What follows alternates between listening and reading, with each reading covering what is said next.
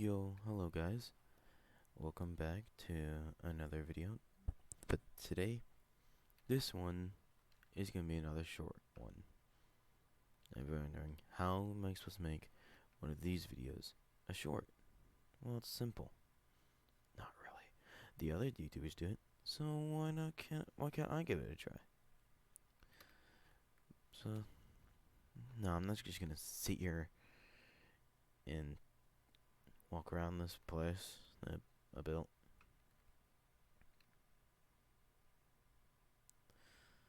I'm here to talk about something. You know, I already made it. One of them. Last time, that's something up there. Yes, I did do something. Ignore that. That's just me being weird, stupid. Yes, I'm talking about the camera that used to be up here.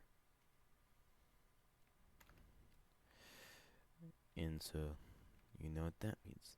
You know what I'm gonna talk. Can't talk. You know what I'm gonna talk about. So, I'm not just gonna use this place for just this one time. I'm gonna use it over the course of times whenever I wanna, just have a little chat. I think this is loud enough. 2 Corinthians 4:16 through 18. Okay. Encourages believers do not lose heart, even when facing outward struggles, because their inner selves are being renewed, and they're momentarily suffering in paving the ways for an eternal glory far greater than give me a second than what they experience now. The key is to focus on unseen eternal realities rather than transcend visible ones. Now, some of you might hear that and be like, well, what does that even mean? Well, give me a second. Yes, give me a second. Well, the explanation is simple. Therefore, we do not lose heart like that. Or actually, hold on. Like let's say you lost your heart, just like that. We don't lose heart through all outwardly we are wasting away. Yet, though, if we keep it, our heart, yet inwardly we are being renewed, day by day by day. It's uh, ignore that. Ignore that part. It's like we're being renewed day by day by day.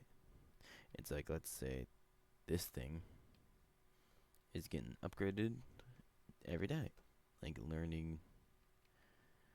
Like it's making progress, getting a paycheck, all that stuff. And this verse acknowledges the physical hardship of challenges of life, wasting away, dying, death. I wasting away. I think that's the right term. But also, it empathizes the continual reward. Well, I can't. Okay, I have this all in the doc. Okay, I was writing it down after doing research. Okay, I can't pronounce some words. Okay, it's hard. Give me a chance. It, but it also empathizes the continual renewal.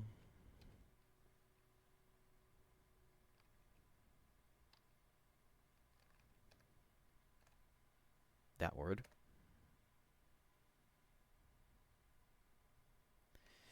Day by day. This verse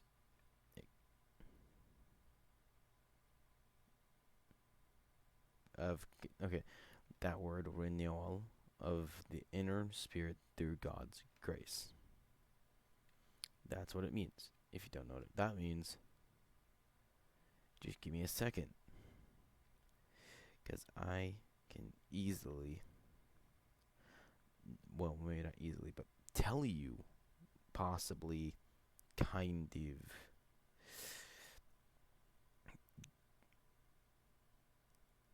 yeah, that's just the 16th one.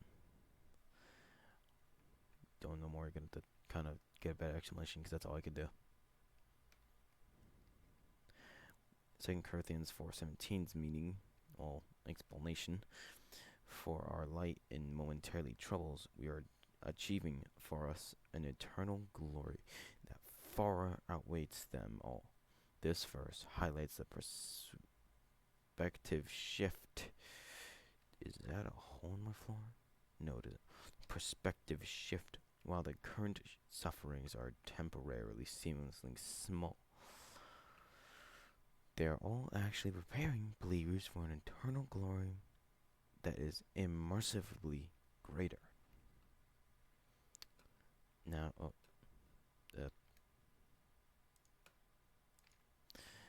now, for our light and momentarily troubles, it's like, you have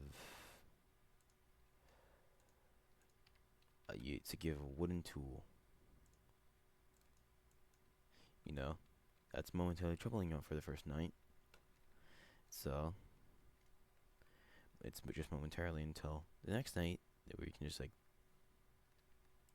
toss the sword and have a better one, and like that, and that. It's like momentarily troubles until you get the upgrade. It's just these troubles are for achieving eternal glory, like getting the netherite sword, but with like the greatest enchants of them all. That's that's the best way I can explain it. But eternal glory is like all the jeez, ugh. It's like good armor. It's internal, so you total undying, all that stuff. It outweighs them all. It's like it outweighs your armor. Your armor stands since you're always wearing it, so therefore it's outweighting since your character is the strongest thing in the game. That's what, at least that's what game theory says. And highlighting, it's like, I don't know. That's all I can do for that one. I wasn't that prepared, but yeah. I'm just gonna sit down for this one.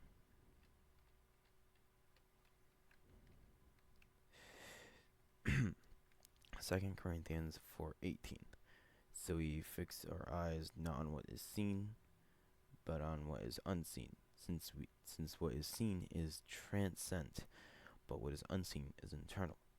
This verse emphasizes the importance to God. That is not what that says. Hold on. This verse emphasizes the importance of focusing on the unseen, eternal things, like God's promises, future.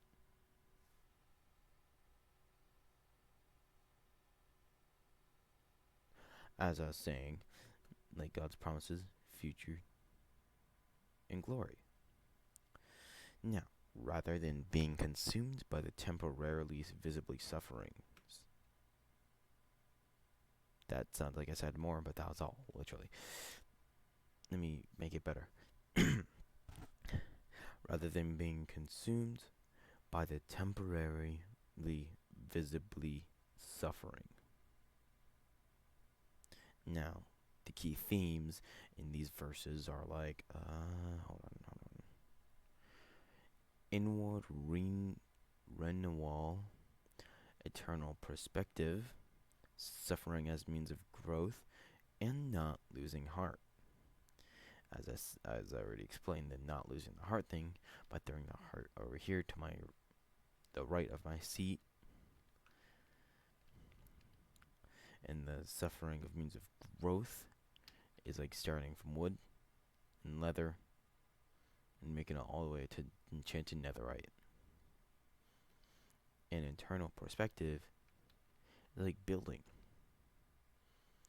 It's all about perspective, and just like optical illusions, like where they put like mess with the furnace for the corner there and there. Optical illusion. In War Well, you're gonna have to look for someone else for that, cause that confuses me, ish. Actually, it's doesn't. I just realized I'm kind of stupid for not thinking of that. It's, despite the eternal challenge, believers constantly being renewed and strengthened by God's grace. Like constant upgrades and strengthening. It's like you're getting stronger and stronger as you go. You know, that's good. Well, that's all. Maybe next time there'll be a guest. Unlikely, but then maybe next time. See you all in the next one. Goodbye. Bye now. Bye.